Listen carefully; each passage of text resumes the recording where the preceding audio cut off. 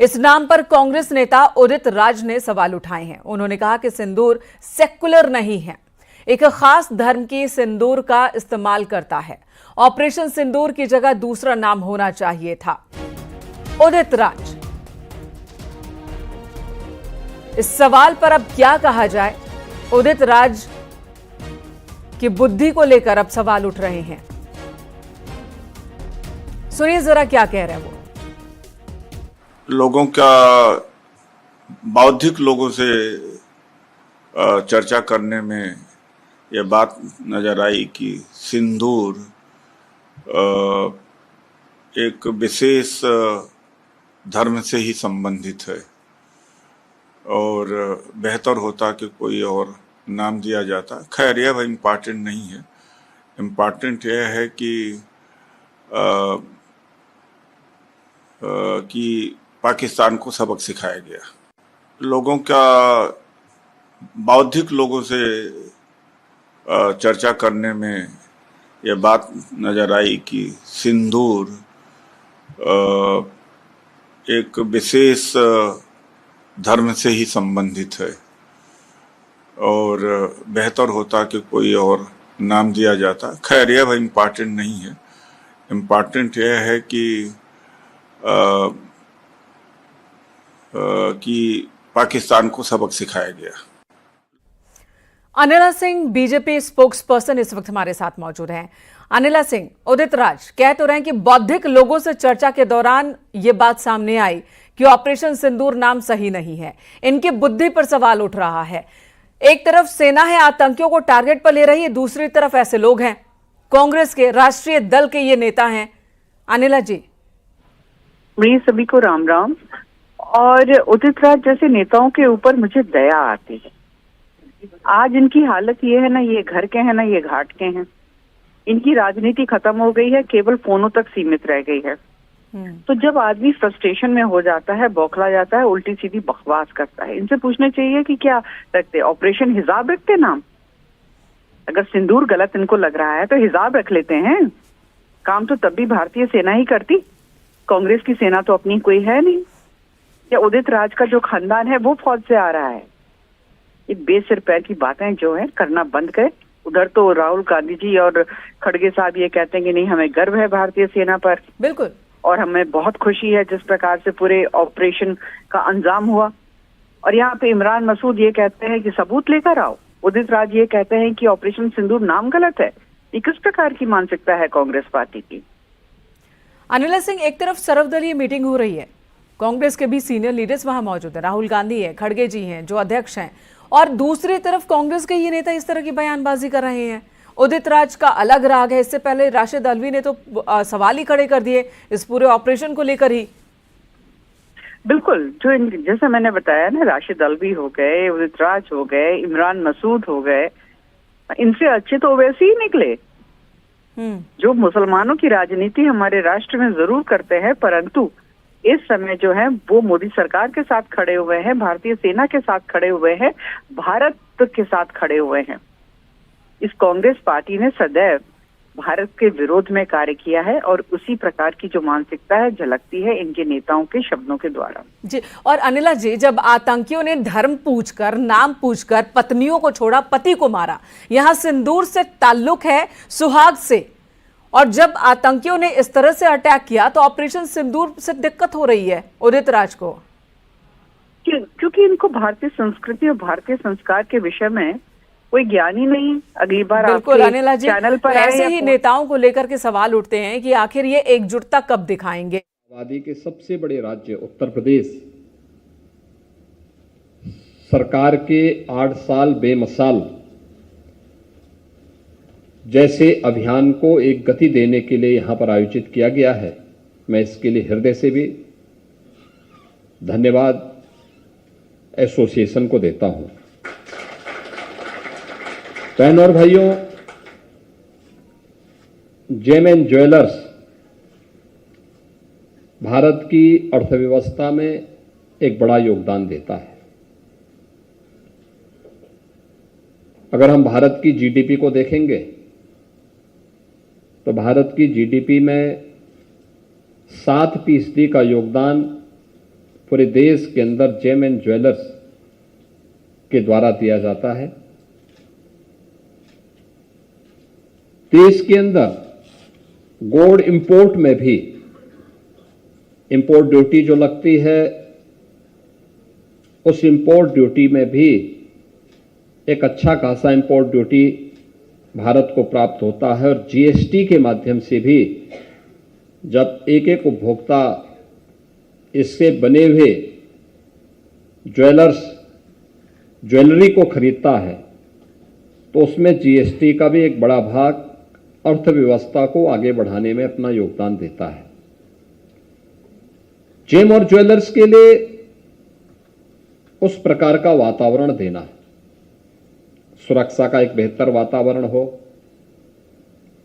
Tourism के लिए और अपनी आवश्यकताओं के अनुरूप लोग खरीद फरोख्त कर सकें, इसके लिए बेहतर वातावरण सरकार दे, या किसी भी चुनी हुई सरकार की जिम्मेदारी बनती है। और पिछले 10 वर्ष के अंदर आपने देश के अंदर और पिछले 8 वर्ष के अंदर उत्तर प्रदेश के अंदर आपने इस प्रकार के माहौल का एहसास किया होगा। आज देश के अंदर सुरक्षा का, व्यापार का, निवेश का एक नया माहौल बना है। एक नए भारत में हम लोग रह रहे हैं जिसमें वर्ल्ड क्लास इंफ्रास्ट्रक्चर है, जिसके पास वे सभी बुनियादी सुविधाएं हैं जो व्यापार, रोजगार और निवेश के लिए अनुकूल वातावरण बना रहा हो। ये देश के अंदर के इस वातावरण का लाभ हमने पिछले 8 वर्ष के अंदर उत्तर प्रदेश के अंदर लिया है। और उत्तर प्रदेश के अंदर जो आज से 8 वर्ष पहले देश के अंदर कानून व्यवस्था की दृष्टि से जो सबसे खराब स्थिति जिस राज्य की थी उनमें से उत्तर प्रदेश था। न सुरक्षा का वातावरण था, न प्रदेश के अंदर कोई पर्व और त्योहार सुरक्षित माहौल में ही मनाया जा सकता था। दंगे होते थे। आप याद करिए, जब महीनों महीनों तक कर्फ्यू लगेगा तो कौन सा व्यापार वहां पे, कौन व्यक्ति व्यापार कर पाएगा। न बेटी सुरक्षित थी, न व्यापारी सुरक्षित था। प्रदेश के अंदर एक अराजकता का सा माहौल था। और उन स्थितियों में डबल इंजन की भारतीय जनता पार्टी की सरकार को आज से 8 वर्ष पहले उत्तर प्रदेश के अंदर कार्य करने का एक अवसर प्राप्त हुआ था। प्रधानमंत्री मोदी जी पर विश्वास करते हुए उत्तर प्रदेश की जनता ने भारतीय जनता पार्टी के पक्ष में जनादेश दिया था। और पिछले 8 वर्ष के अंदर आपने देखा होगा, आज उत्तर प्रदेश न केवल दंगा मुक्त हुआ है बल्कि माफिया मुक्त भी हुआ है। आज उत्तर प्रदेश पर्व और त्योहार किसी भी जाति, मत, मजहब और संप्रदाय के हो, सभी पर्व और त्योहार शांतिपूर्ण तरीके से मनाए जाते हैं। कहीं भी किसी प्रकार की कोई बाधा नहीं। एक सौहार्दपूर्ण वातावरण है, सुरक्षा का एक बेहतरीन वातावरण है। और सुरक्षा और सौहार्द के इस बेहतरीन वातावरण में व्यापार की भी अनंत संभावनाएं आगे बढ़ी है। जो डाटा मैंने यहां पे रखे हैं कि जेम एंड ज्वेलर्स की जो भूमिका है इकोनॉमी की दृष्टि से, वो अत्यंत महत्वपूर्ण है। यह पक्ष सरकार का था, सरकार ने वातावरण दिया, आपने अपने व्यवसाय को आगे बढ़ाने में योगदान दिया। लेकिन हमें याद करना होगा, जेम एंड ज्वेलर्स का क्षेत्र एक ऐसा क्षेत्र है जिसमें हमें समाज की डिमांड के अनुरूप उस प्रकार के प्रोडक्ट के लिए तैयार होना होगा। उसके लिए उस प्रकार की डिजाइन देना, उस प्रकार की तकनीक को अपनाना, उसकी पैकेजिंग को उस रूप में बेहतरीन पैकेजिंग के साथ उसे मार्केट में उपलब्ध करवाना और उसकी उपलब्धता भी हो, यह अत्यंत आवश्यक है। और उस दिशा में हम थोड़ा भी प्रयास करेंगे तो उत्तर प्रदेश तो अपने आप में 25 करोड़ की आबादी का एक बड़ा राज्य है, और जो केवल अपने लिए ही नहीं, आसपास के राज्य भी जिसपे अपने व्यापार के लिए, रोजगार के लिए, शिक्षा के लिए, स्वास्थ्य के लिए जिस राज्य पे निर्भर करते हैं वो उत्तर प्रदेश है। यानी मान के चलिए कि 30 करोड़ की आबादी की व्यापार और रोजगार की आवश्यकताओं की पूर्ति, उनके स्वास्थ्य और शिक्षा की आवश्यकता की पूर्ति अकेले उत्तर प्रदेश करता है। तो इस प्रदेश के अंदर उस प्रकार की संभावना हो, इसके लिए मैं India Boolean and jewellers association से कहूंगा कि वह एक अच्छा मॉडल तैयार करें, जिसमें जेम एंड ज्वेलर्स का एक पार्क हम यूपी के अंदर बनाने में एक योगदान दे सकें। ये संभावनाएं, इसकी प्रोसेसिंग हो, इसमें नई डिजाइन के साथ उस प्रकार के ज्वेलरी को, उस प्रकार के जेम्स को हम आगे बढ़ाने में आपके साथ मिलकर के तकनीक का योगदान दे सकें, फिर यहां से मार्केट के लिए सप्लाई चेन बना सकें और फिर उसके एक्सपोर्ट की भी व्यवस्था की जा सके। इस दिशा में क्या प्रयास हो सकते हैं, आपके सुझाव, और इस सभी मिलकर के कार्य करेंगे तो आपका व्यापार भी आगे बढ़ेगा।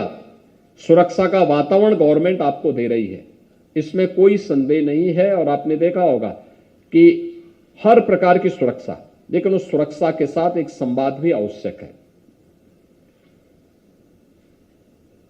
मैंने 2 वर्ष पहले प्रदेश भर के अंदर सभी व्यापारिक प्रतिष्ठानों से और सभी बैंकिंग संस्थाओं से भी, अपने गृह विभाग को भी और नगर विकास विभाग को भी इसके बारे में कहा कि देखिए, हमें सेफ सिटी के लक्ष्य को प्राप्त करना होगा।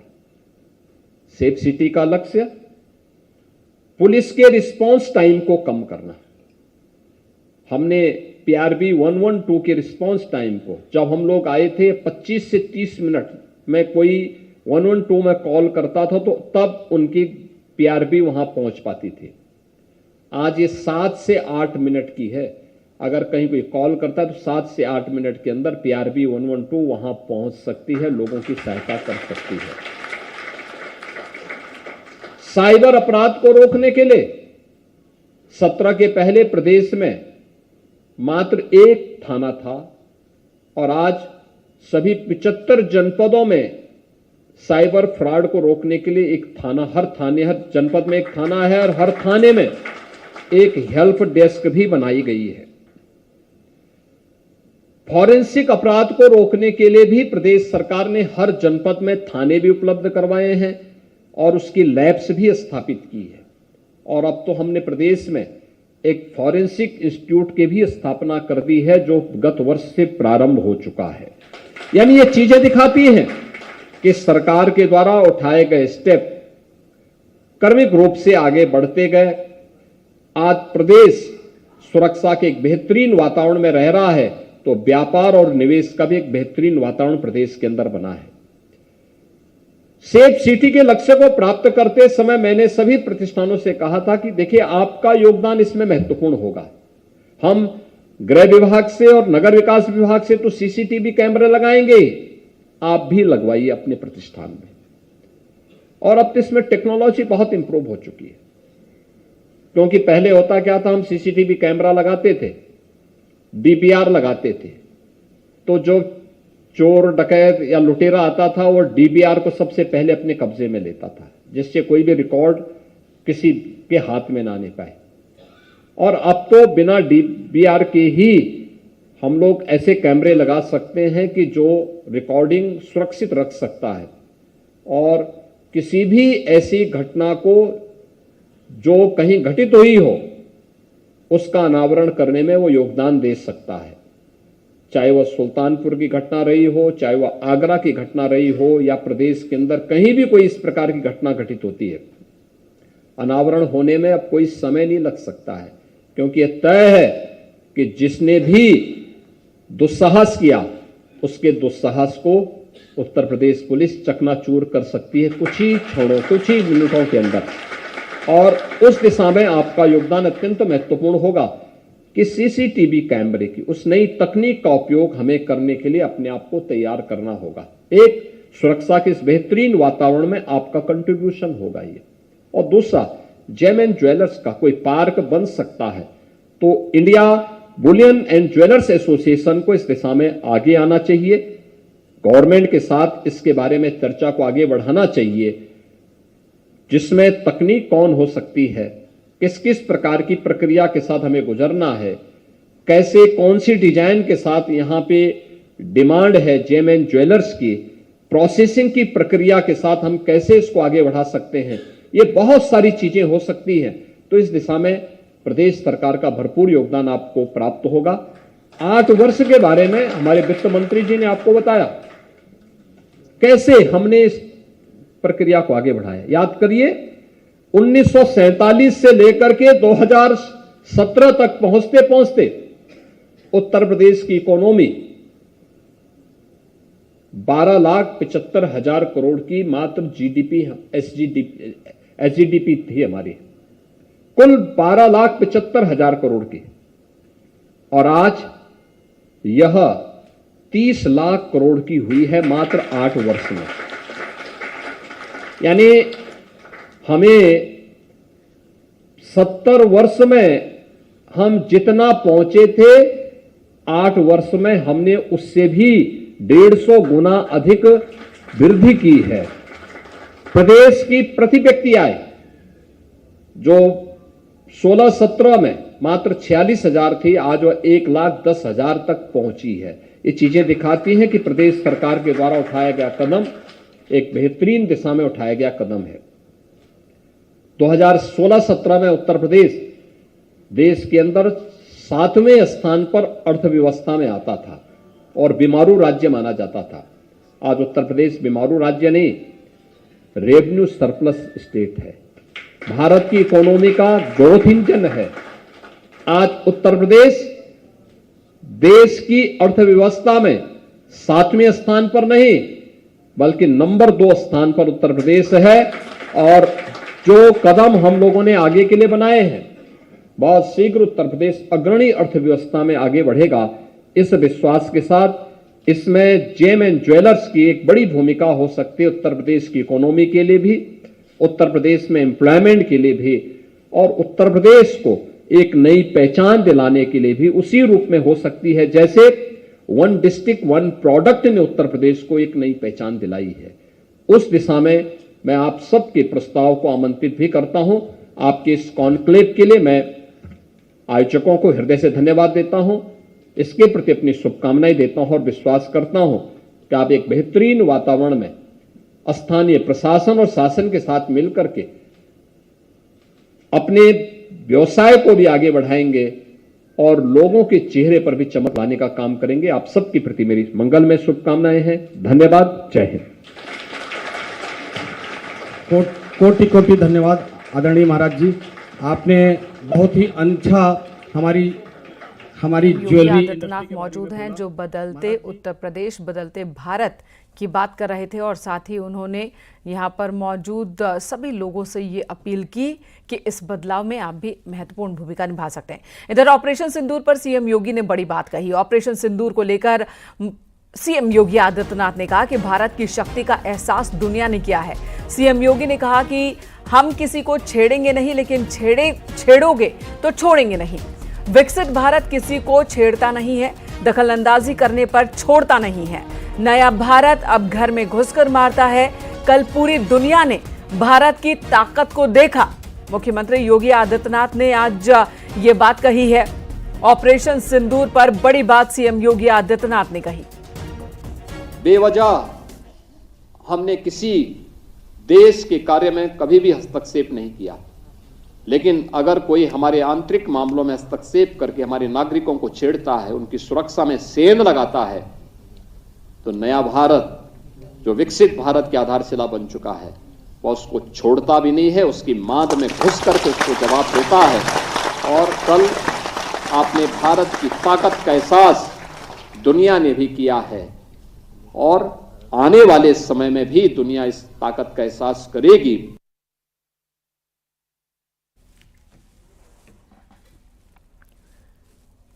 उधर पुंछ में एलओसी पर पाकिस्तान की ओर से सीज फायर का उल्लंघन लगातार जारी है। पाकिस्तान की ओर से फायरिंग की गई 15 लोगों की मौत की खबर है। ये सिविलियन हैं।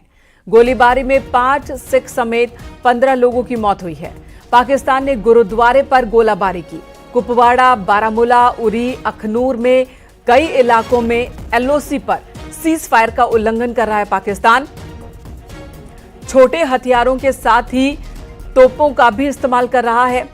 हैफी हथियारों का इस्तेमाल कर रहा है। भारतीय सेना ने पाकिस्तान को मुंहतोड़ जवाब दिया और इस बीच एहतियातन जम्मू, कठुआ, सांबा, पुंछ और राजौरी में स्कूल बंद करने का फैसला लिया गया।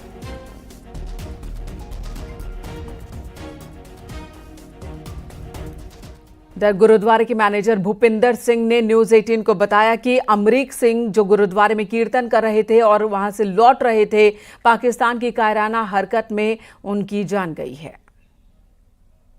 रात से लेकर अगले दिन दोपहर तक पाकिस्तान की तरफ से बार बार गोली और फायरिंग जो थी वो होती रही, जिसमें अमरीक सिंह जो कि गुरुद्वारे के अंदर कीर्तन करते थे, कीर्तन कर घर लौटे थे। जैसे ही वो घर पहुंचे तो उनके घर में अंधाधुंध फायरिंग और गोले बरसे, जिसकी वजह से अमरीक सिंह की जान चली गई। पहलगाम हमले का बदला नहीं लिया जाता तो वो जख्म नहीं भरे जाते। क्या कहेंगे आप? पहलगाम के जो हादसा हुआ इसमें जरूरी था कि इसका बदला लेना बहुत जरूरी था, जिसमें तकरीबन बहुत सारे लोगों की, निर्दोष लोगों की जाने गई थी। बिल्कुल।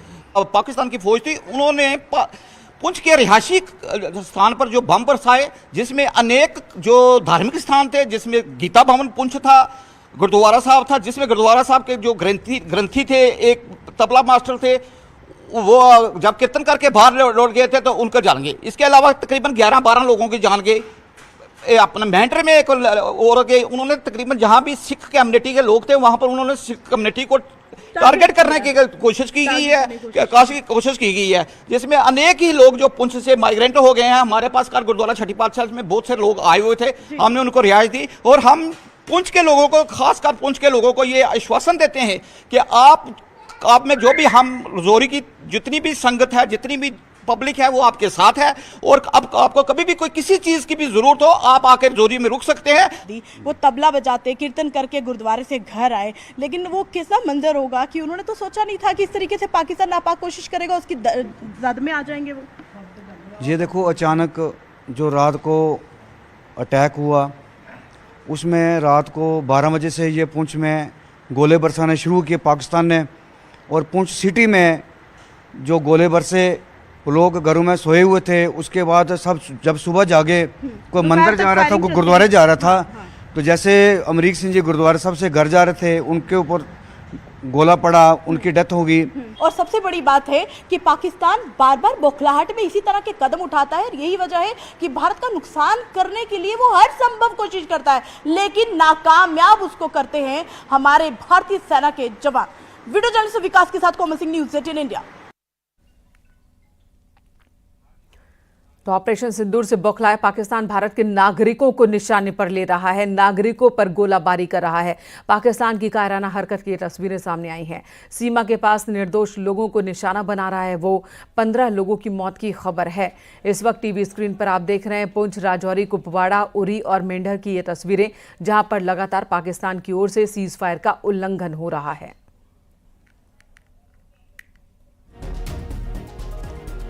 और यहां अलकायदा ने अब धमकी दी है, गीदड़ भभकी दी है। अलकायदा ने बदला लेने की बात कही जा रही है अलकायदा की ओर से।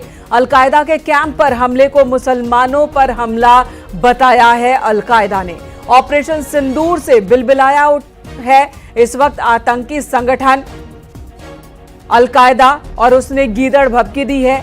इस हमले का बदला लेने की धमकी गीदड़ भभकी अलकायदा दे रहा है। उसका कहना है कि सिर्फ अलकायदा के कैंप पर हमला नहीं हुआ, मुसलमानों पर हमला हुआ है। तो अलकायदा आतंकवादियों के ठिकानों पर हमले को मुसलमानों पर हमला बता रहा है अलकायदा, और उसने ऑपरेशन सिंदूर का बदला लेने की गीदड़ भभकी दी है।